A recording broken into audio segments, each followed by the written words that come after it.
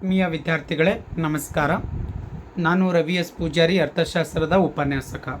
ಸ್ನೇಹಿತರೆ, ಇವತ್ತು ನಾವು ಅಧ್ಯಾಯ ಸಂಖ್ಯೆ 6 ಸಮಗ್ರ ಅರ್ಥಶಾಸ್ತ್ರದ ಪರಿಚಯದಲ್ಲಿ 2 ಅಂಕದ ಪ್ರಶ್ನೆಗಳನ್ನು ನಾವು ಇವತ್ತು ಚರ್ಚೆ ಮಾಡೋಣ ಸ್ನೇಹಿತರೆ. ಯಾರೆಲ್ಲ ಇವತ್ತು ನೀವು ಪ್ರಥಮ ಬಾರಿಗೆ ನನ್ನ ವಿಡಿಯೋವನ್ನು ಆಲಿಸ್ತಾ ಇದ್ದೀರಿ, ದಯವಿಟ್ಟು ಅದನ್ನು ಸಬ್ಸ್ಕ್ರೈಬ್ ಮಾಡಿ. ಯಾಕಂದರೆ ಎಲ್ಲ ಏನು ಮಾಡಿದ್ದೀನಿ ಇಲ್ಲಿವರೆಗೆ ನಿಮ್ಗೆ ಗೊತ್ತಿದೆ. ಎಲ್ಲನೂ ಕೂಡ ಸೆಕೆಂಡ್ ಇಯರ್ ದ್ವಿತೀಯ PUCಯಲ್ಲಿ ಓದ್ತಾ ಇರುವಂಥ ಕಾಮರ್ಸ್ ವಿದ್ಯಾರ್ಥಿಗಳು. ಅರ್ಥಶಾಸ್ತ್ರವನ್ನು ಯಾರೆಲ್ಲ ನೀವು ಸ್ಟಡಿ ಮಾಡ್ತಾಯಿದ್ರಿ ಅವ್ರಿಗೆಲ್ಲ ರೀತಿಯಾದಂಥ ವೀಡಿಯೋಸ್ಗಳನ್ನು ನಿಮಗೆ ಬರುವಂಥದ್ದು. ಅದಕ್ಕೋಸ್ಕರ ಯಾರೆಲ್ಲ ಹೊಸದಾಗಿ ನೋಡ್ತಾ ಇದ್ದೀರಿ ದಯವಿಟ್ಟು ಸಬ್ಸ್ಕ್ರೈಬ್ ಆಗಿ, ಮತ್ತು ಯಾರೆಲ್ಲ ನಿಮ್ಮ ಫ್ರೆಂಡ್ಸ್ ಇದ್ದಾರೆ ಅವ್ರಿಗೂ ಕೂಡ ಅದನ್ನು ಶೇರ್ ಮಾಡಿ ಸ್ನೇಹಿತರೆ. ಎಲ್ಲ ಚಾಪ್ಟರ್ಸ್ ಮೇಲೆ ಎಲ್ಲ ರೀತಿಯಾದಂಥ ವೀಡಿಯೋಸ್ಗಳನ್ನು ಅಪ್ಲೋಡ್ ಆಗಿದೆ. ಹೌದಾ, ಕನ್ನಡ ಮೀಡಿಯಮ್ದಲ್ಲಿ ಆಲ್ಮೋಸ್ಟ್ ಅಲ್ಲಿ ಎಲ್ಲ ಚಾಪ್ಟರ್ಸ್ ಮೇಲೆ ಚಾಪ್ಟರ್ ನಂಬರ್ 6 ತನಕ ಎಲ್ಲ ಆಗಿದ್ದಾವೆ. ಮತ್ತು ಇಂಗ್ಲೀಷ್ ಮೀಡಿಯಮ್ನಲ್ಲಿ ಏನಾಗಿದೆ ಅಂದರೆ ಚಾಪ್ಟರ್ ನಂಬರ್ 2 ಮತ್ತು 3 ತನಕ ಆಗಿದೆ. ಮುಂದಿನ ದಿನದಲ್ಲಿ ಅವುಗಳನ್ನು ಕೂಡ ನಾನು ಅಪ್ಲೋಡ್ ಮಾಡ್ತಾ ಬರ್ತೀನಿ ಸ್ನೇಹಿತರೆ. ಫಸ್ಟ್ ಇಯರ್ನಲ್ಲಿ ಕೂಡ ಒಂದಿಷ್ಟು ವೀಡಿಯೋಸ್ಗಳಾಗಿದೆ, ಅಲ್ಲಿ ಕೂಡ ಎರಡು ಚಾಪ್ಟರ್ಸ್ ಕಂಪ್ಲೀಟ್ ಆಗಿದೆ. ಉಳಿದಿದ್ದು ಕೂಡ ಮುಂದಿನ ದಿನದಲ್ಲಿ ಅವುಗಳನ್ನು ಅಪ್ಲೋಡ್ ಮಾಡ್ತಾ ಬರ್ತೀನಿ ಸ್ನೇಹಿತರೆ. ಇವಾಗ ಈ ಒಂದು ಚಾಪ್ಟರ್ನಲ್ಲಿ ನಿಮ್ಗೆ ಆಲ್ರೆಡಿ ಗೊತ್ತಿದೆ ಸ್ನೇಹಿತರೆ, ನಾನು ಯೂಟ್ಯೂಬ್ ಚಾನಲು ಎಕನಾಮಿಕ್ಸ್ ರವಿ 1776 ಅನ್ನುವಂಥದ್ದು ಅರ್ಥಶಾಸ್ತ್ರದ ಇದರಲ್ಲಿ ಇಲ್ಲಿ ನಿಮಗೆ 4 ಪ್ರಶ್ನೆಗಳನ್ನು ಕೊಡಲಾಗಿದೆ ಸ್ನೇಹಿತರೆ. ಎಷ್ಟು ಪ್ರಶ್ನೆಗಳಿದೆ? ಟೋಟಲ್ ನಿಮಗೆ 4 ಪ್ರಶ್ನೆಗಳಿದೆ. ಹೌದಾ, ಅದಾದ ನಂತರ 2 ಅಂಕದ 4 ಪ್ರಶ್ನೆ ಆದ ನಂತರ 6 ಅಂಕದ 3 ಪ್ರಶ್ನೆಗಳಿದೆ ಸ್ನೇಹಿತರೆ ಈ ಚಾಪ್ಟರ್ಸ್ನಲ್ಲಿ. ಇಲ್ಲಿ ಮೊದಲಿಗಾಗಿ ಇಂಪಾರ್ಟೆಂಟ್ಸ್ ಅಂತಂದರೆ ಯಾವುದು ಅಂತ ನನ್ನ ಪ್ರಕಾರ ತೆಗೆದುಕೊಂಡಾಗ ಪ್ರಥಮವಾಗಿ ನಾನು ಫಸ್ಟ್ ಅಂದರೆ ಲಾಸ್ಟ್ ಇದೆಯಲ್ಲ 3rd ಕ್ವಶನ್ಸ್ ಅದನ್ನು ಜಾಸ್ತಿ ಇಂಪಾರ್ಟೆಂಟ್ ಅಂತ ಅನಿಸ್ತೈತೆ ವಿದ್ಯಾರ್ಥಿಗಳೇ. ಹೌದಾ, ಎಲ್ಲ ಪ್ರಶ್ನೆ ಪತ್ರಿಕೆಗಳಲ್ಲಿ ಈ ಒಂದು ಪ್ರಶ್ನೆ ಸಾಮಾನ್ಯವಾಗಿ ಕೇಳಿರುವಂಥದ್ದು. ಹೌದಾ, ಅಭಿವೃದ್ಧಿ ಹೊಂದಿದ ಮತ್ತು ಅಭಿವೃದ್ಧಿಶೀಲ ದೇಶಗಳ ಎರಡರಲ್ಲಿ ಸರ್ಕಾರ ಅಥವಾ ರಾಜ್ಯ ಮತ್ತು ಕುಟುಂಬ ವಲಯದ ಪಾತ್ರವನ್ನು ವಿವರಿಸಿರಿ ಅಂತ. The role of house hold sectors and ಇನ್ನೊಂದು ಏನು ಕೇಳ್ತಾನೆ ಅಂದರೆ ಸ್ಟೇಟ್ಸ್ ಅಂತ ಕೇಳ್ತಾನೆ, ಆರ್ ಗವರ್ನಮೆಂಟ್ ಅಂತ ಕೇಳ್ತಾ ಇದ್ದಾನೆ. ಹೌದಾ, ಡೆವಲಪ್ಡ್ ಆ್ಯಂಡ್ ಡೆವಲಪಿಂಗ್ ಕಂಟ್ರೀಸ್ ಅಂತ ಕೇಳ್ತಾನೆ ಸ್ನೇಹಿತರೆ. ಈ ಒಂದು ಪ್ರಶ್ನೆ ನಿಮಗೆ ನೆನಪಿರಲಿ, ಇದು ಭಾಳ ಸರ್ತಿ ಕ್ವಶನ್ಗೆ ಬಂದಿರುವಂಥದ್ದು. ಇದು ಒಂದು. ಅದಾದ ನಂತರ 2ನೇ ಪ್ರಶ್ನೆ ಯಾವುದು ಇಂಪಾರ್ಟೆಂಟ್ ಅಂದರೆ ಸಮಗ್ರ ಅರ್ಥಶಾಸ್ತ್ರವು ಸೂಕ್ಷ್ಮ ಅರ್ಥಶಾಸ್ತ್ರಕ್ಕಿಂತ ಯಾವ ರೀತಿಯಲ್ಲಿ ಭಿನ್ನವಾಗಿದೆ ಎಂಬುವುದನ್ನು ಸಂಕ್ಷಿಪ್ತವಾಗಿ ವಿವರಿಸಿರಿ. ಇದೂ ಕೂಡ 4 ಅಂಕದ ಪ್ರಶ್ನೆ ಇದೆ ಸ್ನೇಹಿತರೆ. ಹಾಗಾಗಿ ಇಲ್ಲಿ ಒಟ್ಟಾರೆಯಾಗಿ ತೆಗೆದುಕೊಂಡಾಗ ಈ 2 ಪ್ರಶ್ನೆಗಳು ಬಹಳ ಸಲ ನಮಗೆ ಬಂದಿರುವಂಥದ್ದು. ಹಾಗಾದರೆ 2ನೇ ಪ್ರಶ್ನೆ ಏನಿದೆ, ಬಂಡವಾಳಶಾಹಿ ದೇಶದ ಆರ್ಥಿಕತೆಯ ಕಾರ್ಯವೈಖರಿಯನ್ನು ವಿವರಿಸಿರಿ ಅಂತ. ನೋಡಿ, ಇದೇ ಪ್ರಶ್ನೆ ಬೇರೆ ಥರ ಏನು ಮಾಡಿದ್ದಾನೆ, ಸೂಕ್ಷ್ಮ ಅರ್ಥಶಾಸ್ತ್ರದಲ್ಲಿ ಕೇಳಿರುವಂಥದ್ದು ಸ್ನೇಹಿತರೆ. ಅಲ್ಲೇನು ಕೇಳಿದ್ದಾನೆ ಅಂದರೆ ಅಲ್ಲಿ ನಿಮ್ಗೆ ಗೊತ್ತಿರ್ಬೋದು, ಮಾರುಕಟ್ಟೆ ಅರ್ಥಶಾಸ್ತ್ರ ಕುರಿತು ಅಥವಾ ಮಾರುಕಟ್ಟೆ ಅರ್ಥವ್ಯವಸ್ಥೆ ಕುರಿತು ಒಂದು ಲಘು ಟಿಪ್ಪಣಿ ಬರೀರಿ ಅಂತ. ಹೌದಾ, right A short note on market economy ಅಂತ ಕೇಳಿರ್ತಾನೆ, ಆರ್ ಕ್ಯಾಪಿಟಲಿಸ್ಟ್ ಎಕಾನಮಿ ಅಂತ. ಅಲ್ಲಿ ಏನಿದೆ ಅದನ್ನೇ ಪಾಯಿಂಟ್ಸ್ ಇಲ್ಲಿ ನಾವು ಕಾಪಿ ಮಾಡೋಂಗಿಲ್ಲ, ಸೇಮ್ ಬರೋಂಗಿಲ್ಲ. ಇದ್ರದ್ದು ಸ್ವಲ್ಪ ಗುಣಲಕ್ಷಣಗಳನ್ನು ತೆಗೆದುಕೊಳ್ಬೇಕಾಗತ್ತೆ. ಬಂಡವಾಳಶಾಹಿ ಅರ್ಥವ್ಯವಸ್ಥೆಯಲ್ಲಿ ಯಾವ ರೀತಿಯಾಗಿ ಕಾರ್ಯಕಲಾಪಗಳು ನಡೆಯುತ್ತೆ, ಅದರ ಕಾರ್ಯವೈಖರಿ ಏನು ಅನ್ನುವಂಥದ್ದು ನಾವು ಅದನ್ನು ನೋಡಬೇಕಾಗುತ್ತೆ ಸ್ನೇಹಿತರೆ. ಹೌದಾ, ಇದೇ ಒಂದು ಚಾಪ್ಟರ್ನಲ್ಲಿ 2 ಅಂಕಕ್ಕೂ ಕೂಡ ಈ ಒಂದು ಕಾನ್ಸೆಪ್ಟ್ ಇದೆ. ಬಟ್ ಎನ್ಮಲ್ ಎಕ್ಸಾಮಿಗೆ ತೆಗೆದುಕೊಂಡಾಗ 2 ಅಂಕ ತುಂಬ ಇಂಪಾರ್ಟೆಂಟ್ ಅಂದರೆ ಖಂಡಿತವಾಗ್ಲೂ ಇಲ್ಲ, ನಾನು ಇವಾಗ ಹೇಳ್ತಾ ಇದ್ದೀನಿ ಸ್ನೇಹಿತರೆ. ಆದರೆ ಮತ್ತೆ ಯಾಕೆ ವಿಡಿಯೋ ಮಾಡ್ತಾಯಿದ್ರಿ ಸರ್, ಯಾಕೆ ಅಪ್ಲೋಡ್ ಮಾಡ್ತಾಯಿದ್ದೀರಿ ಅಂದರೆ ಸ್ನೇಹಿತರೆ, ಇದು ಜನರಲ್ ಆಗಿರುವಂಥ ಒಂದು ಕಾನ್ಸೆಪ್ಟ್ ಇದೆ. ಈ ಜನರಲ್ ಆಗಿ ಇರುವಂಥ ಕಾನ್ಸೆಪ್ಟನ್ನು ನೀವು ತಿಳ್ಕೊಳ್ಳಿಲ್ಲ ಅಂದರೆ ಮುಂದಿನ ಒಂದು ಚಾಪ್ಟರ್ಸ್ಗೆ ಏನು ಲಿಂಕ್ ಇದೆ ಅದನ್ನು ತಪ್ಪೋಗುತ್ತೆ ಸ್ನೇಹಿತರೆ. ಹಾಗಾಗಿ ನಮಗೆ ಇವು 2 ಅಂಕದ ಪ್ರಶ್ನೆಗಳು ನಮ್ಮ ನಾಲೆಜ್ಗೋಸ್ಕರ ಬೇಕಾಗಿರುವಂಥದ್ದು. ಅದಕ್ಕೋಸ್ಕರ ಅದನ್ನು ನಿಮಗೆ ಏನು ಮಾಡ್ತಾಯಿದ್ದೀನಿ, ಅಪ್ಲೋಡ್ ಮಾಡ್ತಾಯಿದ್ದೀನಿ ಸ್ನೇಹಿತರೆ. ಹೌದಾ, ಇವಾಗ ನಾನು ವಿಷಯಕ್ಕೆ ಬರ್ತೀನಿ ಸ್ನೇಹಿತರೆ. ಆಲ್ರೆಡಿ ಇಲ್ಲಿ ಪ್ರಶ್ನೆ ಎಷ್ಟಿದೆ ನೋಡಿ. ಹೌದಾ, 4 ಪ್ರಶ್ನೆಗಳಿದೆ ವಿದ್ಯಾರ್ಥಿಗಳೇ, ಭಾಳ ಸರಳವಾಗಿದೆ. ಬಂಡವಾಳಶಾಹಿ ಆರ್ಥಿಕತೆಯ ಗುಣಲಕ್ಷಣಗಳು ಅಂತ ಕೇಳಿದ್ದಾನೆ. ಹೌದಾ, ಅದು ಏನೇನು ಮಾಡ್ತಾ ಇದೆ ಅಂತ ನಾವು ನೋಡೋಣ. ಹೌದಾ, ಅದಾದ ನಂತರ ಬಾಹ್ಯ ವಲಯದಲ್ಲಿ ವ್ಯಾಪಾರದ 2 ವಿಧಗಳು ಯಾವುವು ಅಂತ. ವಿಧಗಳು ಅಂತಂದರೆ ನಿಮ್ಗೆ ಗೊತ್ತಿದೆ. ಒಂದು ಆಮದು ಮತ್ತು ಇನ್ನೊಂದು ರಫ್ತು ಅಂತ. ಯಾವ ಒಂದು ರಾಷ್ಟ್ರ ಬೇರೆ ರಾಷ್ಟ್ರಗಳಿಗೆ ತನ್ನಲ್ಲಿರುವಂಥ ಸಂಪನ್ಮೂಲಗಳಾಗಿರ್ಬೋದು, ತನ್ನಲ್ಲಿರುವಂಥ ಒಂದು ಯಾವುದು ಮ್ಯಾನ್ ಪವರ್ ಆಗಿರ್ಬೋದು, ಅದನ್ನು ಎಕ್ಸ್ಪೋರ್ಟ್ ಮಾಡ್ತಿತ್ತಂದರೆ ಅದನ್ನು ರಫ್ತು ಅಂತ ಕರಿತಾ ಇದ್ದೀವಿ. ಗುಣಮಟ್ಟದ ವಸ್ತುಗಳನ್ನು ರಫ್ತು ಮಾಡ್ತಾ ಇದ್ದರೆ ಅದನ್ನು ರಫ್ತು ಅಂತ ಕರಿತಾ ಇದ್ದೀವಿ. ಕೆಲವು ಸಂದರ್ಭದಲ್ಲಿ ವಿದೇಶಗಳಿಂದ ನಾವು ಏನು ಮಾಡ್ತಾ ಇದ್ದೀವಿ, ಸ್ವದೇಶಕ್ಕೆ ಒಂದಿಷ್ಟು ವಸ್ತುಗಳನ್ನು, ಟೆಕ್ನಾಲಜಿಯನ್ನು ನಾವು ತರಿಸ್ಕೊಳ್ತಾ ಇದ್ದೀವಿ. ಆ ತರಿಸ್ಕೊಳ್ಳೋದಕ್ಕೆ ಆಮದು ಅಂತ ಕರಿತೇವೆ. ರಫ್ತು ಮತ್ತು ಆಮದು ಅಂತ ನೆನಪಿರಲಿ ವಿದ್ಯಾರ್ಥಿಗಳೇ. ನೆಕ್ಸ್ಟ್ ಸಮಗ್ರ ಆರ್ಥಿಕ ನಿರ್ಣಯಗಳನ್ನು ತೆಗೆದುಕೊಳ್ಳುವವರು ಯಾರು ಅಂತ ಅಲ್ಲಿ 4 ಜನ ಇದ್ದಾರೆ. ಆ 4 ಜನರ ಬಗ್ಗೆ ನಮ್ಗೆ ತಿಳ್ಕೊಬೇಕಾಗತ್ತೆ. ಅನುಭೋಗಿಗಳು, ಹೌದಾ, ಉತ್ಪನ್ನಕಾರರು, ಸರ್ಕಾರ, ಬ್ಯಾಂಕ್ಗಳು, ಹೌದಾ, ಈ ರೀತಿಯಾದಂಥ ಒಂದು ಸಂಸ್ಥೆಗಳು. ಅವುಗಳಿಗೆ ನಾವು ಇವತ್ತು ಸಮಗ್ರ ಆರ್ಥಿಕ ಏಜೆಂಟ್ಗಳು ಅಥವಾ ನಿರ್ಣಯಗಳನ್ನು ತೆಗೆದುಕೊಳ್ಳುವವರು ಅಂತ ನಾವು ಕರಿತೀವಿ. ಮತ್ತು ಉತ್ಪಾದನಾ ಅಂಗಗಳು ಅಂತ ಹೆಸರಿಸಿ ಅಂತ ಕೇಳಿದ್ದಾನೆ. ನೋಡಿ ಸ್ನೇಹಿತರೆ, ನೀವು ಬರೀ 4 ಉತ್ಪಾದನಾ ಅಂಗಗಳು ಇದಾವೆ ಅಂತೇಳಿ ಬರೆದ್ರೆ ಸಾಕಾಗಲ್ಲ. ಅದ್ರ ಜೊತೆಗೆ ಅದರ ರಿವರ್ಡ್ಸ್ನೂ ಇದೆ. ಅದು ಆಲ್ರೆಡಿ ಮುಂದಿನ ಚಾಪ್ಟರ್ಗೆ ಸಮಗ್ರ ಅರ್ಥಶಾಸ್ತ್ರ ಆದ ನಂತರ 2ನೇ ಚಾಪ್ಟರ್ ಏನಿದೆ ನೋಡಿ, ಯಾವುದು ರಾಷ್ಟ್ರೀಯ ವರಮಾನದ ಲೆಕ್ಕಾಚಾರ ಅಂತೇಳಿ, ಆ ಚಾಪ್ಟರ್ನಲ್ಲಿ ಬರುವಂಥದ್ದು ಸ್ನೇಹಿತರೆ. ಅಲ್ಲಿ ರಿವರ್ಡ್ಸ್ಗೂ ಕೂಡ ಕೇಳ್ತಾನೆ. ಬಟ್ ನಾವು ಎರಡೂ ಕೂಡ ನಾವು ಇಲ್ಲೇ ರೆಡಿ ಇದ್ದೀವಿ ಅಂದರೆ ಮುಗಿದು ಹೋಗುತ್ತೆ, ಹೌದಾ. ಇವಾಗ ನಾನು ಒಂದೊಂದು ಪಾಯಿಂಟ್ಸನ್ನು ತೊಗೊಂಡು ಮುಂದೆ ನಿಮಗೆ ಎಕ್ಸ್ಪ್ಲೇನ್ ಮಾಡ್ತಾ ಬರ್ತೀನಿ ಸ್ನೇಹಿತರೆ. ಈ ಸ್ಲೈಡಲ್ಲಿ ನಿಮ್ಗೆ ಗೊತ್ತಿದೆ ಈ ಚಾಪ್ಟರ್ಸ್ ಮೇಲೆ ಎಷ್ಟು ಅಂಕ ಇದೆ ಅಂತ, ನೆನಪಿರಲಿ ಸ್ನೇಹಿತರೆ, ಹೌದಾ. ಈ ಚಾಪ್ಟರ್ಸ್ ಮೇಲೆ ನಾವು ಎಷ್ಟು ಅಂಕನ ಫಿಕ್ಸ್ ಮಾಡ್ಕೊಂಡಿವಿ ಅಂದರೆ ನಿಮ್ಗೆ ಆಲ್ರೆಡಿ ಎನ್ಯುವಲ್ ಎಕ್ಸಾಮಿಗೆ ಆ್ಯಕ್ಚುಲಿ 5 ಮಾರ್ಕ್ಸ್ ಇದೆ. ನಾವು ಯಾವಾಗಲೂ ಕೂಡ 1 + 1 = 2 ಮಾರ್ಕ್ಸ್ ಬರುವಂಥ ಸಾಧ್ಯತೆ ಇದೆ. ಪ್ಲಸ್ ಏನಾಗಿದೆ ಅಂದರೆ 4 × 1 ಅನ್ನೋ ಒಂದು ಬರುತ್ತೆ ಕಂಪಲ್ಸರಿ. ಸೊ ಇಲ್ಲಿ = 6 ಮಾರ್ಕ್ಸು ಬರುವಂಥ ಸಾಧ್ಯತೆ ಇದೆ ಸ್ನೇಹಿತರೆ, ನೆನಪಿರಲಿ, ಹೌದಾ. 4 ಅಂಕ ಡೆಫಿನೆಟಾಗಿ ಬರಬೇಕು ಸ್ನೇಹಿತರೆ, ಅದರಲ್ಲಿ 2 ಮಾತಿಲ್ಲ, ಹೌದಾ. 1 ಅಂಕನೂ ಡೆಫಿನೆಟಾಗಿ ಬರುತ್ತೆ. ಬಟ್ ಇನ್ನೊಂದು ಅಂಕನೂ ಕೂಡ ನಾನು ಇದ್ರ ಜೊತೆಗೆ ಬರ್ಬೋದು ಅಂತ ನಿರೀಕ್ಷೆ ಇದೆ ನನಗೆ. ಯಾಕಂದರೆ ಸೊ ಅಲ್ಲಿ ಏನು ಮಾಡ್ತಾ ಇದ್ದಾನಂದರೆ, ಸೊ ಎನ್ಯುವಲ್ ಎಕ್ಸಾಮ್ ಬರೋವಂಥ ಸಂದರ್ಭದಲ್ಲಿ ಸಾಕಷ್ಟು ಬದಲಾವಣೆಗಳನ್ನು ಮಾಡ್ತಾ ಇದ್ದಾನೆ. ನಿಮಗೆ ಇನ್ನೊಂದು ವಿಷಯ ಗೊತ್ತಿರಲಿ ಸ್ನೇಹಿತರೆ, ಆಲ್ರೆಡಿ ನಮ್ಮ ಒಂದು ರಾಜ್ಯ ಕಮಿಟಿಯಲ್ಲಿ ಏನಾಗ್ತಾ ಇದೆ ಅಂದರೆ ಸಮಯವನ್ನು ಕಡಿತಗೊಳಿಸಬೇಕು ಅಂತ ನಡೀತಾ ಇದೆ, ಹೌದಾ. ಸೊ ಇದು ಈ ಒಂದು ವೇಳೆ ಆದರೆ ತುಂಬ ಕಷ್ಟ ಆಗುತ್ತೆ ವಿದ್ಯಾರ್ಥಿಗಳೇ. ಏನು ಅಂದರೆ ಸಮಯ ಏನು ಅಂತಂದರೆ ನಿಮ್ಗೆ ಗೊತ್ತಿದೆ, ಇಲ್ಲಿ ಏನು ಮಾಡ್ತಾ ಇದ್ದಾನಂದರೆ, ಸೊ ಆಲ್ರೆಡಿ ನಿಮ್ಗೆ ಗೊತ್ತಿದೆ ಎಲ್ಲಿ ಅಂತಂದರೆ ನಾವು 3 ಗಂಟೆ ಮೇಲೆ 15 ನಿಮಿಷನ ಕಾಲಾವಧಿಯನ್ನು ತೆಗೆದುಕೊಂಡಿರ್ತೀವಿ, ಹೌದಾ. ಸೊ ಅದು 3 ಗಂಟೆ 15 ನಿಮಿಷ ಅಂತೂ ನಿಮ್ಗೆ ರೀಡಿಂಗ್ ಅವರ್ಸ್ ಇರುತ್ತೆ. ಫಸ್ಟಿಗೆ ಕ್ವಶನ್ ಪೇಪರನ್ನು ಕೊಟ್ಟಿರ್ತಾರೆ, ಆಮೇಲೆ 15 ನಿಮಿಷ ಓದಬೇಕು, ಅದಾದ ನಂತರ 3 ಗಂಟೆ ನೀವು ಬರಿಬೇಕಾಗತ್ತೆ ಸ್ನೇಹಿತರೆ, ನೆನಪಿರಲಿ ನೀವು. ಇವಾಗ ಸೊ ಹೊಸದಾದಂಥ ಒಂದಿಷ್ಟು ಬದಲಾವಣೆಗಳನ್ನು ಆಗುವಂಥ ಸಾಧ್ಯತೆ ಇದೆ. ಅದನ್ನು ಚರ್ಚೆ ನಡೀತಾ ಇದೆ, ಇನ್ನೂ ಫೈನಲ್ ಆಗಿಲ್ಲ ವಿದ್ಯಾರ್ಥಿಗಳೇ. ಈ ವರ್ಷ ಇದನ್ನು ತರಬಾರ್ದಾಗತ್ತೆ, ಯಾಕಂದರೆ ಆಲ್ರೆಡಿ ಅಕಾಡೆಮಿಕ್ ಇಯರ್ ಸ್ಟಾರ್ಟ್ ಆಗಿದೆ, ಹೌದಾ. ಸೊ ಏಪ್ರಿಲ್ ಮೇ ತಿಂಗಳಲ್ಲೇ ಇವುಗಳನ್ನು ಏನಾದರೂ ಬದಲಾವಣೆ ಮಾಡಬೇಕಂತಂದರೆ ಮಾಡಬೇಕಾಗಿತ್ತು, ಒಂದು ಪ್ರಶ್ನೆ, ಹೌದಾ. ಸೊ ಇನ್ನೊಂದು ಏನಂತಂದರೆ ಆಲ್ರೆಡಿ ಇವಾಗ ಏನಾಗಿದೆ ಅಂದರೆ ಇವತ್ತು ಸೈನ್ಸ್ ವಿದ್ಯಾರ್ಥಿಗಳಿಗೆ ಹೇಳಬೇಕಂದ್ರೆ ಬಯಾಲಜಿ ಆಗಿರ್ಬೋದು, ಕೆಮಿಸ್ಟ್ರಿ ಆಗಿರ್ಬೋದು, ಫಿಸಿಕ್ಸ್ ಆಗಿರ್ಬೋದು, ಈ ಎಲ್ಲ ಸಬ್ಜೆಕ್ಟಿಗೆ ಸೊ ಅದು 70 ಮಾರ್ಕ್ಸಿಗೆ ನಿಮ್ಗೆ ಗೊತ್ತಿದೆ ಸ್ನೇಹಿತರೆ. ಅವ್ರೂ ಕೂಡ 3 ಗಂಟೆ ಇದೆ, 3 ಗಂಟೆ 15 ನಿಮಿಷ ಅಂತಿದೆ ಸ್ನೇಹಿತರೆ, ಹೌದಾ. ಹಾಗಾದರೆ ನಮ್ಮ ಕಾಮರ್ಸ್ಗೆ ಅಥವಾ ಅರ್ಥಶಾಸ್ತ್ರ ಒಂದು ಸಬ್ಜೆಕ್ಟಿಗೆ ಸೊ ಇದನ್ನು ಕಡಿತಗೊಳಿಸುವುದು ಇದು ಉತ್ತಮನ ಅಥವಾ ಇದು ಸೂಕ್ತನ ಅಂತ ಪ್ರಶ್ನೆ ಬರುತ್ತೆ, ಹೌದಾ. ಅವಾಗೆಲ್ಲನೂ ಕೂಡ ನಾವು ಪ್ರಶ್ನೆ ಮಾಡಬೇಕಾಗತ್ತೆ ಸ್ನೇಹಿತರೆ, ಹೌದಾ. ಸೊ ಯಾಕಂತಂದರೆ ಸೊ ಇವಾಗ ರಾಜ್ಯದಲ್ಲಿ ಬರುವಂಥ ಎಲ್ಲ ವಿದ್ಯಾರ್ಥಿಗಳು, ಅದು ಸೈನ್ಸ್ ಇರಲಿ, ಕಾಮರ್ಸ್ ಇರಲಿ, ಆರ್ಟ್ಸ್ ಇರಲಿ, ಎಲ್ಲ ವಿದ್ಯಾರ್ಥಿಗಳಿಗೆ ಒಂದೇ ರೀತಿಯಾದಂಥ ಕಾನೂನು ಬೇಕಾಗುತ್ತೆ, ಹೌದಾ. ಸೊ ಇದು ಜನರಲ್ ಇಶ್ಯೂ. ಬಟ್ ಇಲ್ಲಿ ಯಾಕೆ ನಾನು ತೊಗೊಳ್ತಾ ಇದ್ದೀನಿ ಅಂದರೆ, ಸೊ ಇಂಥವು ಕೂಡ ಕೆಲವು ಸಂದರ್ಭದಲ್ಲಿ ಏನಾಗುತ್ತೆ ಅಂದರೆ ಸಡನ್ ಆಗಿ ಅದನ್ನು ಏನು ಮಾಡ್ತಾ ಇದ್ದಾರೆ, ಜಾರಿಗೊಳಿಸುವಂಥ ಒಂದು ಕಂಡೀಷನ್ಸ್ ಬರ್ಬೋದು. ಅದಕ್ಕೆ ನಾವು ಇವಾಗೇ ಮೆಂಟಲಿ ರೆಡಿ ಆದರೆ ಸೂಕ್ತ ಅನ್ನುವಂಥ ಒಂದು ಭಾವನೆ, ಹೌದಾ. ಸೊ ಅದನ್ನು ಬಂದಾಗ ನಾವು ಅಪೋಸ್ ಮಾಡೋಣ, ಅದು ಬೇರೆ ವಿಷಯ, ಹೌದಾ. ಸೊ ಒಂದು ವೇಳೆ ಆದರೆ ಏನು ಮಾಡೋಣ, ಏನು ಕಡಿತಗೊಳಿಸ್ತಾರಂತಂದರೆ ಇವಾಗ ಅವ್ರ ಪ್ರಕಾರ ಏನಂತಂದರೆ ಚರ್ಚೆ ನಡೀತಾ ಇದೆ, ಏನು ಫೈನಲ್ ಆಗಿಲ್ಲ ಸ್ನೇಹಿತರೆ. ಸೊ ಏನು ಅಂತಂದರೆ ಇಲ್ಲಿ 2 ಗಂಟೆ 45 ನಿಮಿಷ ಕೊಡಬೇಕು ಅಂತ ನಡೀತಾ ಇದೆ, ಹೌದಾ. ಸೊ ಅಂದರೆ ಏನ್ರಿ 80 ಮಾರ್ಕ್ಸ್ ಇದೆಯಲ್ಲ, ಹೌದಾ. ಈ 80 ಮಾರ್ಕ್ಸಿಗೆ ಏನಂದರೆ 2 ಗಂಟೆ 45 ನಿಮಿಷ ಕೊಡಬೇಕಾಗತ್ತೆ. ಅಂದರೆ ನಮ್ಮಿಂದ 30 ನಿಮಿಷಗಳ ಕಾಲ, ಅರ್ಧ ಗಂಟೆ ಕಾಲನ ಕಸ್ಕೊಳ್ತಾ ಇದ್ದಾರೆ, ನೆನಪಿರಲಿ ಸ್ನೇಹಿತರೆ, ಹೌದಾ. ಅರ್ಧ ಗಂಟೆ ಕಡಿಮೆ ಆಯಿತು ಅಂದರೆ ಡೆಫಿನೆಟಾಗಿ ನಮ್ಮ ಅರ್ಥಶಾಸ್ತ್ರನ ಬರೆಯೋಕ್ಕೆ ಸಾಧ್ಯನೇ ಇಲ್ಲ, ಹೌದಾ.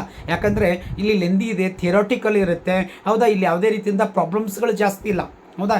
ಇರೋದೇ 2 ಪ್ರಾಬ್ಲಮ್ಸ್ ಇದೆ, ಆ 2 ಪ್ರಾಬ್ಲಮ್ಸ್ ಗ್ಯಾರಂಟಿ ಇಲ್ಲ, ನೆನಪಿರಲಿ ನಿಮಗೆ, ಹೌದಾ. ಎಲ್ಲನೂ ಕೂಡ ಥಿಯರಿ ಓರಿಯೆಂಟೆಡ್ ಆಗಿ ನಾವು ಕ್ವಶನ್ಸ್ಗಳನ್ನು ಫ್ರೇಮ್ ಮಾಡ್ತೀವಿ. ಹಾಗಾದರೆ ಸೊ ಇಲ್ಲಿ ಬರೆಯುವಂಥ ವಿದ್ಯಾರ್ಥಿಗಳಿಗೆ ತುಂಬ ಅದು ಅನ್ಯಾಯ ಆಗುತ್ತೆ, ಹೌದಾ. ಸೊ ಅದಕ್ಕೆ ಇದನ್ನೆಲ್ಲನೂ ಕೂಡ ಒಂದು ರಾಜ್ಯ ಸಮಿತಿ ಏನು ಮಾಡಬೇಕಾಗತ್ತೆ, ಇದನ್ನು ಗಮನಿಸಬೇಕಾಗತ್ತೆ ಸ್ನೇಹಿತರೆ, ಹೌದಾ. ಸೊ ಈ ವರ್ಷ ದಿಢೀರಾಗಿ ಇದನ್ನು ಬದಲಾವಣೆ ಮಾಡುವುದಿಲ್ಲ ಅಂತ ನನ್ನ ಒಂದು ಬಲವಾದಂಥ ಭಾವನೆ ಇದೆ. ಸೊ ಅದೇ ಒಂದು ಭಾವನೆಯಲ್ಲಿ ನಾನು ಮುಂದುವರಿತಾ ಇದ್ದೀನಿ. ಅದು ಏನೇ ಇರಲಿ, ಆದರೂ ಕೂಡ ವಿದ್ಯಾರ್ಥಿಗಳೇ, ನನ್ನ ಕಡೆಯಿಂದ ನಿಮಗೆ ಮನವಿ ಇದೆ. ಸೊ ನೀವೇನಂತಂತಂದರೆ ಆದಷ್ಟು ಹೊಸತನವನ್ನು ಏನಾದರೂ ಬಂತು ಅಂದರೆ ಸೊ ಅದನ್ನು ಧೈರ್ಯಗೆಡಬಾರ್ದು. ಆಲ್ರೆಡಿ ನೀವು ಮೆಂಟಲಿ ಪ್ರಿಪೇರ್ ಆಗಿರಿ, ಹೌದಾ. ಸೊ ನಿಮ್ಮ ಒಂದು ಲೆಕ್ಚರ್ಸ್ ಏನಾದರೂ ಬದಲಾವಣೆ ಆಯಿತು ಅಂದರೆ ಖಂಡಿತವಾಗ್ಲೂ ನಿಮ್ಗೆ ಹೇಳ್ತಾರೆ, ಹೌದಾ. ಸೊ ಅವಾಗ ಆಗೋಕ್ಕಿಂತಲೂ ಬಿಫೋರ್ನಲ್ಲಿ ನಾವು ಅವರ್ಸ್ ಅಂದರೆ ಸೊ ಒಂದು ಸ್ವಲ್ಪ ನಮಗೆ ಏನಿತ್ತು ಅಂತಂದರೆ ಅವೇರ್ ಇದ್ದೀವಿ ಅಂತಂದರೆ ಯಾವುದೇ ರೀತಿಯಿಂದ ಒಂದು ಸಮಸ್ಯೆ ಆಗುವುದಿಲ್ಲ, ಮಾನಸಿಕ ಒಂದು ಖಿನ್ನತೆಗೆ ಒಳಗಾಗುವುದಿಲ್ಲ, ಹೌದಾ. ಯಾವುದೇ ರೀತಿಯಂಥ ಗೊಂದಲ ಬೇಡ ಸ್ನೇಹಿತರೆ, ಹೌದಾ. ಇಷ್ಟು ನಾನು ಹೇಳಬೇಕಂತ ಅಂದ್ಕೊಂಡಿದ್ದೀನಿ ಸ್ನೇಹಿತರೆ. ಅದಕ್ಕೋಸ್ಕರ ಈ ಒಂದೆರಡು ಸ್ಲೈಡ್ ತೊಗೊಂಡಿದ್ದೆ. ಓಕೆ, ಇವಾಗ ನಾನು ಕಂಟೆಂಟಿಗೆ ಬರ್ತೀನಿ. ಯಾಕಂದರೆ ಕಂಟೆಂಟ್ ಇರೋದು ಕಡಿಮೆ ಇದೆ. ನಾನು 2 ಅಂಕದ ಪ್ರಶ್ನೆಯನ್ನು ನಾನು ತೊಗೊಂಡಿದ್ದು ಇವತ್ತು, ಹೌದಾ. ಮುಂದಿನಲ್ಲಿ ಆ 3 ವಿಡಿಯೋಗಳನ್ನು ಮತ್ತೆ ನಾನೇನು ಮಾಡ್ತಾಯಿದ್ದೀನಿ, ಒಂದೊಂದಾಗಿ ವಿಡಿಯೋ ಮಾಡ್ತಾ ಬರ್ತೀನಿ, ಪ್ರಯಾರಿಟಿ ವೈಸ್ ವಿದ್ಯಾರ್ಥಿಗಳು. ಇವಾಗ ಮೊದಲೇ ಪ್ರಶ್ನೆ ನೋಡಿ ಸ್ನೇಹಿತರೆ, ಆಲ್ರೆಡಿ ನಿಮಗೆ ಇದು ಕ್ಲಿಯರ್ ಕಾಣಿಸ್ತಾ ಇದೆ ಅಂತ ಅಂದ್ಕೊಂಡಿದ್ದೀನಿ ನಾನು. ಎಸ್, ಹೌದಾ.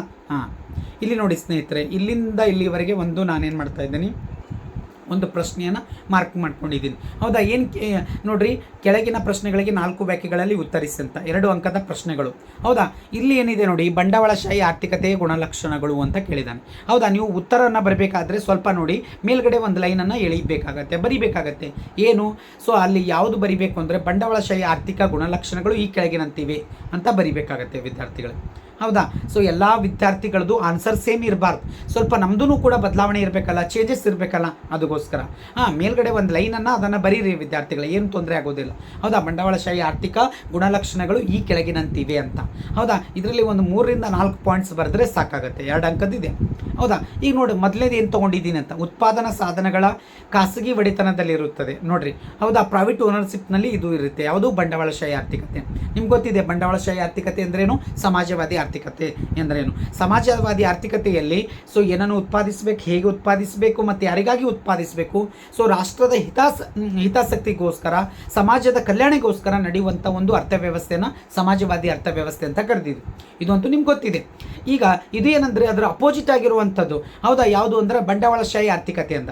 ಬಂಡವಾಳಶಾಹಿ ಆರ್ಥಿಕತೆ ಅಂದರೆ ಸೊ ಇಲ್ಲಿ ಏನಾಗ್ತಾ ಇದೆ, ಸರ್ಕಾರದ ಬದಲಾಗಿ ಖಾಸಗಿ ರಂಗದ ಒಂದು ಏನಾಗಿರುತ್ತೆ, ಒಂದು ಪ್ರಾಬಲ್ಯ ಇರುತ್ತೆ, ಹೌದಾ. ಖಾಸಗಿ ರಂಗ ಅಂತಂದರೆ ಇಲ್ಲಿ ಬಿಸ್ನೆಸ್ ಮ್ಯಾನ್ಸ್ ಆಗಿರ್ಬೋದು, ನೆನ್ಪಿಟ್ಕೊಳ್ಳಿ ವಿದ್ಯಾರ್ಥಿಗಳೇ, ಹೌದಾ. ಬಂಡವಾಳಶಾಹಿ ವ್ಯವಸ್ಥೆಯಲ್ಲಿ ಸೊ ಇದು ಒಂದು ನಡೆಯುವಂಥದ್ದು, ಹೌದಾ. ಎಲ್ಲ ಕಾರ್ಯಕಲಾಪಗಳನ್ನು, ಎಕನಾಮಿಕ್ ಆ್ಯಕ್ಟಿವಿಟೀಸ್ಗಳನ್ನೆಲ್ಲ ಎಲ್ಲನೂ ಕೂಡ ಸರ್ಕಾರದ ಬದಲಾಗಿ ಅದು ಏನು ಮಾಡ್ತಾ ಇದೆ ಅಂತಂದರೆ ಖಾಸಗಿ ರಂಗದವರು ನೋಡ್ಕೊಳ್ಳುವಂಥದ್ದು. ಹಾಗಾಗಿ ಅದನ್ನು ನಾವು ಬಂಡವಾಳಶಾಹಿ ಅರ್ಥವ್ಯವಸ್ಥೆಯ ಒಂದು ಗುಣಲಕ್ಷಣ ಅಂತೇಳಿ ನಾವು ಅದನ್ನು ಕರಿತೀವಿ. ಓಕೆ, ನೆಕ್ಸ್ಟ್ 2ನೇ ಪಾಯಿಂಟ್ ನೋಡಿ ಸ್ನೇಹಿತರೆ, ಉತ್ಪಾದನೆಗಳನ್ನು ಅಥವಾ ಉತ್ಪಾದನೆಗಳನ್ನು ಮಾರಾಟದಲ್ಲಿ ಅಥವಾ ಮಾರುಕಟ್ಟೆಯಲ್ಲಿ ಮಾರುವ ಉದ್ದೇಶಕ್ಕಾಗಿ ಉತ್ಪಾದನೆ ಮಾಡಲಾಗುತ್ತದೆ. ನೋಡಿ, ಯಾವುದೇ ರೀತಿಯಂಥ ಫ್ರೀ ಆಫ್ ಕಾಸ್ಟ್ನಲ್ಲಿ ಪ್ರೊಡಕ್ಷನ್ ಆಗೋದಿಲ್ಲ, ಹೌದಾ. ಅಲ್ಲಿ ಆಲ್ರೆಡಿ ಏನಾಗ್ತದೆ, use number of cost and expenditure ಆಗುತ್ತೆ. ಆ ಎಕ್ಸ್ಪೆಂಡಿಚರ್ ಆಗಿದ್ದು ಎದಕ್ಕೆ ಅಂತಂದರೆ ಮುಂದೆ ಅದನ್ನು ವಸ್ತುವನ್ನು ಉತ್ಪಾದನೆ ಮಾಡಬೇಕು, ಮಾರುಕಟ್ಟೆಗೆ ಒಯ್ಯಬೇಕು ಅನ್ನುವಂಥ ಒಂದು ಭಾವನೆ, ಹೌದಾ. ಸೊ ಅದಕ್ಕೆ ಎಲ್ಲ ರೀತಿಯಾದಂಥ ವಸ್ತುಗಳು ಮಾರುಕಟ್ಟೆಗೆ ಹೋಗಬೇಕು ಅಂತ ಆ ಒಂದು ಉದ್ದೇಶಕ್ಕೋಸ್ಕರ ಈ ಒಂದು ವಸ್ತುವನ್ನು ಉತ್ಪಾದನೆ ಆಗುತ್ತೆ. ಇದು 2ನೇ ಒಂದು ಗುಣಲಕ್ಷಣ ಅಂತೇಳಿ ನಾವು ಬರಿಬೋದು. ನೆಕ್ಸ್ಟ್ 3ನೇ ಒಂದು ಇದು ಯಾವುದು ಗುಣಲಕ್ಷಣ ಅಂತಂದರೆ, ಒಂದು ನಿರ್ದಿಷ್ಟ ಬೆಲೆಗೆ ಶ್ರಮದ ಮಾರಾಟ ಮತ್ತು ಖರೀದಿಯನ್ನು ಮಾಡಲಾಗುತ್ತದೆ. ಅಂದರೆ ಏನ್ರಿ ವಿದ್ಯಾರ್ಥಿಗಳೇ, ಒಂದು ನಿರ್ದಿಷ್ಟ ಬೆಲೆ, ಯಾವುದೋ ಒಂದು ಬೆಲೆ ಇದೆ, ಹೆಂಗೆ ಆ ಬೆಲೆ ಹೆಂಗೆ ನಿರ್ಧಾರ ಆಗುತ್ತೆ ನೋಡಿ, ಒಂದು ನಿಮಿಷ. ಸೊ ಇಲ್ಲಿ ಬೆಲೆ ಅಂತಂದರೆ ಕಲರ್ ಚೇಂಜ್ ಮಾಡ್ಕೊಳ್ಳೋಣ, ಸ್ವಲ್ಪ ನಿಮ್ಗೆ ಒಂದು ಐಡಿಯಾ ಬರ್ಬೋದು. ಗ್ರೀನ್ ಕಲರ್ ತೊಗೊಂಡಿದ್ದೀನಿ ನೋಡಿ. ಎಸ್, ಇವಾಗ ನೋಡಿ ವಿದ್ಯಾರ್ಥಿಗಳೇ, ಹೌದಾ. ಇಲ್ಲಿ ಡಿಮ್ಯಾಂಡ್ ಕರ್ವ್ ಇದೆ, ಇಲ್ಲಿ ಸಪ್ಲೈ ಕರ್ವ್ ಇದೆ, ಇಲ್ಲಿ ಸೊ ಇಂಟರ್ಸೆಕ್ಟ್ ಆಗಿರುವಂಥದ್ದು, ಇದಕ್ಕೆ ನಾವು P ಸ್ಟಾರ್ ಅಂತ ಕರಿತೀವಿ ಸ್ನೇಹಿತರೆ, ಹೌದಾ. P ಸ್ಟಾರ್ ಅಂತಲೂ ಕರೀರಿ ಅಥವಾ W ಅಂತಲೂ ತಗೊಳ್ರಿ. W ಅಂದರೆ ಏನು, ಕೂಲಿ, ನೆನ್ಪಿಟ್ಕೊಳ್ರಿ, ವೇಜಸ್ ಅಂತ. P ಸ್ಟಾರ್ ಅಂದರೆ ಆರಂಭಿಕ ಬೆಲೆ ಅಂತ ನೆನಪಿರಲಿ.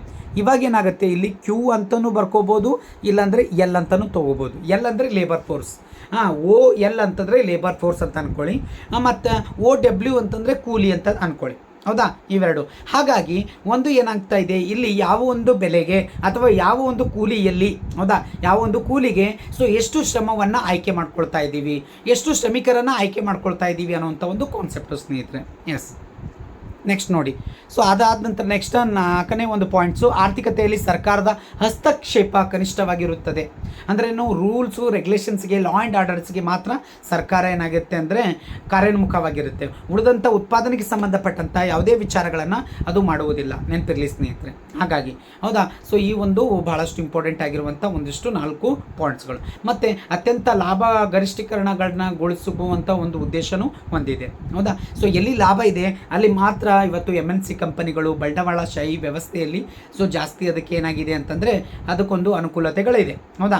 ಸೊ ನಿಮ್ಗೆ ಗೊತ್ತಿರ್ಬೋದು, ಇವಾಗೆ ತಾನೇ ಇತ್ತೀಚೆಗೆಲ್ಲನೂ ಕೂಡ ನಾಸಾನಲ್ಲಿ ಸೊ ಸಾಕಷ್ಟು ಬದಲಾವಣೆಗಳನ್ನು ಮಾಡಿಕೊಂಡು ನಾಸಾಗೆ ಆಲ್ರೆಡಿ ಅಂದರೆ ನಾಸಾನಿಂದ ಏನಾಗಿದೆ ಅಂತಂದರೆ ಆಲ್ರೆಡಿ ವಿಲಿಯಮ್ಸ್ ಅವರು, ಸುನೀತಾ ವಿಲಿಯಮ್ಸ್ ಅವರು ಸೊ ಆಲ್ರೆಡಿ ಮೇಲ್ಗಡೆ ಇರುವಂಥದ್ದು. ಅಲ್ಲಿ ಏನು ತುಂಬ ಸಂಶೋಧನೆಗಳೆಲ್ಲ ನಡೀತಾ ಇದ್ದಾವೆ. ಸೊ ಮುಂದಿನ ದಿನದಲ್ಲಿ ಏನಿದೆ ಅಂತಂದರೆ ಸೊ ನಮ್ಮನ್ನು ಕೂಡ ಮಾನವನನ್ನು ಹೊತ್ತಿ ಒಯ್ಯುವಂಥ ಒಂದು ಸೊ ನಾಸಾ ಒಂದು ವಿಚಾರ ಮಾಡ್ತಾ ಇದೆ. ಮುಂದಿನ ದಿನದಲ್ಲಿ ದೊಡ್ಡ ಪ್ರಮಾಣದಲ್ಲಿ ಒಂದು ಏನಾಗ್ಬೋದು ಅಂದರೆ ಬದಲಾವಣೆಗಳಾಗ್ಬೋದು, ಅದು ನಿರೀಕ್ಷೆಯಲ್ಲಿದ್ದೀವಿ. ಹಾಗಾಗಿ ನಾವು ಎಲ್ಲನೂ ಸ್ವಲ್ಪ ದುಡ್ಡನ್ನು ಏನು ಮಾಡೋಣ, ಜಮಾ ಮಾಡೋಣ, ಹೌದಾ. ಸೊ ನಾವು ಕೂಡ ಏನು ಮಾಡೋಣ್ರಿ ಇವತ್ತು, ಸೊ ಮುಂದಿನ ದಿನದಲ್ಲಿ ನಾವು ಕೂಡ ಹೋಗೋಣ ಅಂತ, ಹೌದಾ. ಸೊ ಇದು ಎಲ್ಲಿ ಸಾಧ್ಯ ಆಗುತ್ತೆ ಅಂತಂದರೆ ಇಲ್ಲಿ ಒಂದು ಬಂಡವಾಳಶಾಹಿ ವ್ಯವಸ್ಥೆಯಲ್ಲಿ, ಅಂದರೆ ದುಡ್ಡು ಯಾರಿಗಿದೆ ಅಲ್ಲಿ ಎಲ್ಲ ಕೂಡ ಎಂಜಾಯ್ ಮಾಡ್ಬೋದು ಅಂತ. ಅದು ಮುಂದಿನ ದಿನದಲ್ಲಿ, ಹೌದಾ. ಅದು 10 ವರ್ಷ ಆಗ್ಬೋದು ಅಥವಾ 20 ವರ್ಷ ಆಗ್ಬೋದು ಸ್ನೇಹಿತರೆ, ನನಗೆ ಗೊತ್ತಿಲ್ಲ. ಬಟ್ ಏನಂತಂದರೆ ಆಲ್ರೆಡಿ ಸಂಶೋಧನೆಗಳು ನಡೀತಾ ಇದೆ, ಹೌದಾ. ಸಾಕಷ್ಟು ಬದಲಾವಣೆಗಳನ್ನ ಆಗ್ತಾ ಇದೆ, ಹೌದಾ. ಸೊ ಹಾಗಾಗಿ ಅದನ್ನು ಒಂದು ವೇಳೆ ಸಕ್ಸಸ್ ಆಯಿತು ಅಂತಂದರೆ ಅವರು ಇವಾಗ ಭೂಮಿಗೆ ಬರಬೇಕು. ಯಾಕಂದರೆ ತುಂಬ ಲೇಟ್ ಆಗಿದೆ, ಅಲ್ಲೆಲ್ಲ ಒಂದಿಷ್ಟು ಆಂತರಿಕವಾಗಿ ಏನೋ ಪ್ರಾಬ್ಲಮ್ಸ್ಗಳೆಲ್ಲ ಫೇಸ್ ಮಾಡ್ತಾ ಇದ್ದಾರೆ, ಹೀಲಿಯಮ್ ಎಲ್ಲ ಲೀಕೇಜ್ ಆಗ್ತಾ ಇದೆ ಅಂತ. ಸೊ ಮುಂದಿನ ದಿನದಲ್ಲಿ ಅವರು ಸೊ ಏನಾದರೂ ಸಂಶೋಧನೆ ಆಗಿ ಮುಂದೆ ಏನಾದರೂ ಸಕ್ಸಸ್ ಆಯಿತು ಅಂದರೆ ಬೋಯಿಂಗ್ ಕಂಪನಿ ಮತ್ತು ನಾಸಾ ಸೊ ಇಬ್ಬರು ಸೇರಿಕೊಂಡು ಹೊಸದಾದಂಥ ಒಂದು ಸಂಶೋಧನೆ ಮಾಡಿ ಸೊ ನಮ್ಮನ್ನು ಕೂಡ ಮುಂದಿನ ದಿನದಲ್ಲಿ ಹೊತ್ತೊಯ್ಯಲಿ ಅಂತೇಳಿ ನಾನು ಕೂಡ ಆಶಿಸ್ತೀನಿ ಸ್ನೇಹಿತರೆ. ಇದು ನನ್ನ ಸಬ್ಜೆಕ್ಟಿವ್ ಮ್ಯಾಟ್ರಿಗೆ ಅಲ್ಲ, ಆದರೂ ಕೂಡ ಯಾಕಂದರೆ ಇದು ಒಂದು ಏನಂತಾರೆ ಖಾಸಗಿ ರಂಗದಲ್ಲಿ ಇವೆಲ್ಲನೂ ಕೂಡ ಅವಶ್ಯಕತೆಗಳು ಇದೆ ವಿದ್ಯಾರ್ಥಿಗಳೇ, ಅವರು ಅವಕಾಶಗಳು ಇದೆ, ಅದಕ್ಕೋಸ್ಕರ ಹೇಳ್ತಾ ಇರೋದು, ಹೌದಾ. ಅದನ್ನೇ ಸಮಾಜವಾದಿ ಅರ್ಥವ್ಯವಸ್ಥೆಯಲ್ಲಿ ಆಗಕ್ಕೆ ಸಾಧ್ಯ ಆಗುವುದಿಲ್ಲ, ಹೌದಾ. ನೆನಪಿರಲಿ ನಿಮಗೆ. ಓಕೆ, ಇರಲಿ. ಸೊ ನೆಕ್ಸ್ಟ್, ಬಾಹ್ಯ ವಲಯದಲ್ಲಿ ವ್ಯಾಪಾರದ 2 ವಿಧಗಳ ಯಾವುವು ಅಂತ ನೋಡಿ. ಆಲ್ರೆಡಿ ಹೇಳಿದ್ದೀನಿ ಅವುಗಳ ಅರ್ಥ ಬರೀರಿ ಅಂತ. ಸೊ ಒಂದು ರಫ್ತು ಇದೆ, ಒಂದು ಆಮದು ಇದೆ ಸ್ನೇಹಿತರೆ. ಇಲ್ಲಿ ನೋಡಿ, ರಫ್ತು ಅಂದರೆ ಏನು, ಇಲ್ಲಿ ಫಸ್ಟ್ ಏನಂತಂದರೆ ಅದನ್ನು ಮಾರ್ಕ್ ಮಾಡಿರಲ್ಲ, ಒಂದು ನಿಮಿಷ ಸ್ನೇಹಿತರೆ, ಇಲ್ಲಿಂದ ಇಲ್ಲಿವರೆಗೆ. ಎಸ್, ರಫ್ತು ಸ್ವದೇಶವು ಜಗತ್ತಿನ ಇತರೆ ರಾಷ್ಟ್ರಗಳಿಗೆ ಸರಕುಗಳನ್ನು ಮಾರುವುದನ್ನು ರಫ್ತು ಎನ್ನುತ್ತೇವೆ. ನೋಡಿ, ಸ್ವದೇಶ ಅಂದರೆ ನಮ್ಮ ಭಾರತ ದೇಶ, ಹೌದಾ. ನಾವೇನು ಮಾಡ್ತಾ ಇದ್ದೀವಿ, ಬೇರೆ ದೇಶಕ್ಕೆ ಒಂದಿಷ್ಟು ಬಾಂಗ್ಲಾ ಅಂತ ದೇಶಕ್ಕೆ, ಅಂದರೆ ಬಾಂಗ್ಲಾದೇಶ, ಹೌದಾ. ಸೊ ಶ್ರೀಲಂಕಾ, ನೇಪಾಳ ಇಂಥ ರಾಷ್ಟ್ರಗಳಿಗೆ ಒಂದಿಷ್ಟು ಸರಕುಗಳನ್ನು ನಾವೇನು ಮಾಡ್ತಾ ಇದ್ದೀವಿ, ಕಳಿಸ್ತಾ ಇದ್ದೀವಿ, ಹೌದಾ, ಮಾರ್ತಾ ಇದ್ದೀವಿ ಅಂತ. ಸೊ ಆ ಮಾರುವಂಥ ಒಂದು ಸನ್ನಿವೇಶವನ್ನು, ಆ ಒಂದು ಸಿಚುವೇಶನನ್ನು ಇವತ್ತು ರಫ್ತು ಅಂತ ಕರಿಬೇಕಾಗತ್ತೆ. ನೆಕ್ಸ್ಟ್, ಆಮದು ಅಂದರೆ ಏನು ಅಂತ ನೋಡ್ಕೊಳ್ಳಿ ಸ್ನೇಹಿತರೆ. ಆಮದು ಅಂದರೆ ಸೊ ಅರ್ಥವ್ಯವಸ್ಥೆಯು ಜಗತ್ತಿನ ಇತರ ರಾಷ್ಟ್ರಗಳಿಂದ ಅಥವಾ ದೇಶಗಳಿಂದ ಸರಕುಗಳನ್ನು ಖರೀದಿಸುವುದನ್ನು ಆಮದು ಎನ್ನುತ್ತೇವೆ. ಅಂದರೆ ಸೊ ಇವತ್ತು ಮುಂದುವರೆದಂಥ ರಾಷ್ಟ್ರ ಏನಿದೆ, ಅಡ್ವಾನ್ಸ್ ಕಂಟ್ರಿ ಅಂತಿದೆ, ಆ ಅಡ್ವಾನ್ಸ್ ಕಂಟ್ರಿಯಿಂದ ನಾವು ಒಂದಿಷ್ಟು ಹೊಸ ಟೆಕ್ನಾಲಜಿಗಳನ್ನು, ಹೌದಾ, ಅದನ್ನು ತರಿಸ್ಕೊಳ್ತೀವಿ, ಹೌದಾ. ಸೊ ಹೊಸ ತಂತ್ರಜ್ಞಾನವನ್ನು ನಾವು ತರಿಸ್ಕೊತಾ ಇದ್ದೀವಿ. ಅದನ್ನು ತರಿಸ್ಕೊಂಡಿವಿ ಅಂದರೆ ಅದನ್ನು ನಾವೇನು ಕರಿತಾ ಇದ್ದೀವಿ, ಖರೀದಿಯನ್ನು ಮಾಡ್ತಾ ಇದ್ದೀವಿ. ಅದಕ್ಕೋಸ್ಕರ ಅದನ್ನು ಆಮದು ಅಂತೇಳಿ ನಾವು ಅದನ್ನು ಕರಿತೀವಿ ಸ್ನೇಹಿತರೆ. ಎಸ್. ಸೊ ನೆಕ್ಸ್ಟ್ ಒಂದು ಪ್ರಶ್ನೆ ನೋಡಿ ಸ್ನೇಹಿತರೆ, ಈ ಪ್ರಶ್ನೆ ಸ್ವಲ್ಪ ಶಾರ್ಟ್ ಮಾಡಲ. ಎಸ್,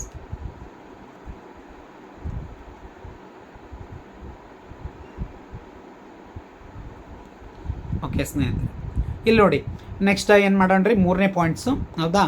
ಸೊ 3ನೇ ಪಾಯಿಂಟ್ಸ್ ಏನು ತೊಗೊಳ್ಳೋಣ್ರಿ ಆಲ್ರೆಡಿ. ಓಕೆ, ಆ ಕಲರ್ ಸ್ವಲ್ಪ ಚೇಂಜ್ ಮಾಡಿದ್ದೀನಿ ಸ್ನೇಹಿತರೆ. ಓಕೆ, ಇಲ್ಲಿಂದ ತೊಗೊಳ್ತೀನಿ ನೋಡಿ. ಎಸ್, ಇಲ್ಲಿ, ಹೌದಾ. ಸಮಗ್ರ ಅರ್ಥ ಅಥವಾ ಆರ್ಥಿಕ ನಿರ್ಣಯಗಳನ್ನು ತೆಗೆದುಕೊಳ್ಳುವವರು ಯಾರು ಅಂತ, ಹೌದಾ. ನಿಮ್ಗೆ ಆಲ್ರೆಡಿ ಗೊತ್ತಿದೆ, ಸಮಗ್ರ ಆರ್ಥಿಕತೆಯ ನಿರ್ಣಯನ ತೆಗೆದುಕೊಳ್ಳುವವರು ಆರ್ಥಿಕ ಏಜೆಂಟ್ರುಗಳು ಅಂತ ಕರೆದಿದ್ದೀವಿ. ಸೊ ಆ ಆರ್ಥಿಕ ಏಜೆಂಟ್ರು ಯಾರ್ಯಾರು ಅಂತಂದರೆ ಒಂದಿಷ್ಟು ಸಂಘ ಆಗಿರ್ಬೋದು, ಸಂಸ್ಥೆಗಳಾಗಿರ್ಬೋದು, ವ್ಯಕ್ತಿಗಳೇ ಆಗಿರ್ಬೋದು. ಅದರಲ್ಲಿ ಅನುಭೋಗಿಗಳು ಬರ್ತಾರೆ, ಮತ್ತು ಪೂರೈಕೆದಾರರು ಅಂದರೆ ಯಾರು, ಉದ್ಯಮ ಸಂಸ್ಥೆಗಳು ಬರುತ್ತೆ, ಸರ್ಕಾರ ಬರುತ್ತೆ, ಬ್ಯಾಂಕ್ಗಳು ಬರುತ್ತೆ, ಹೌದಾ. ಸೊ RBI ಇವೆಲ್ಲ, SEBI ಇವೆಲ್ಲನೂ ಕೂಡ ಅದರೊಳಗೆ ಕಾರ್ಪೊರೇಷನ್ಸು ಇವೆಲ್ಲನೂ ಕೂಡ ನಿಗಮ ಮಂಡಳಿಗಳೆಲ್ಲ ಬರುತ್ತೆ ಸ್ನೇಹಿತರೆ.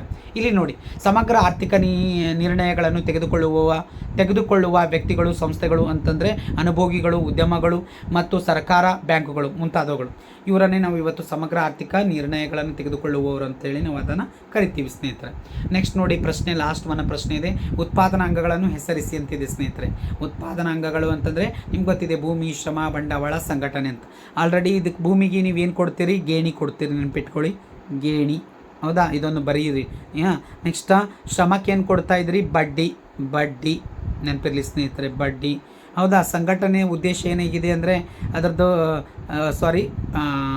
ಸಂಘಟನೆಗೆ ಬಡ್ಡಿ, ಹೌದಾ. ಶ್ರಮಕ್ಕೆ ಏನು ಕೊಡ್ತಾ ಇದ್ರಿ, ಜಾಗ ಸಾಕಾಗ್ತಾ ಇಲ್ಲ, ಒಂದು ನಿಮಿಷ, ಹೌದಾ. ಶ್ರಮಕ್ಕೆ ನೋಡಿ, ಶ್ರಮಕ್ಕೆ ಏನು ಕೊಡ್ತಾ ಇದ್ದೀರಿ ಅಂದರೆ ವೇಜಸ್ ಅಂದರೆ ಕೂಲಿ ಸ್ನೇಹಿತರೆ, ಕೂಲಿ.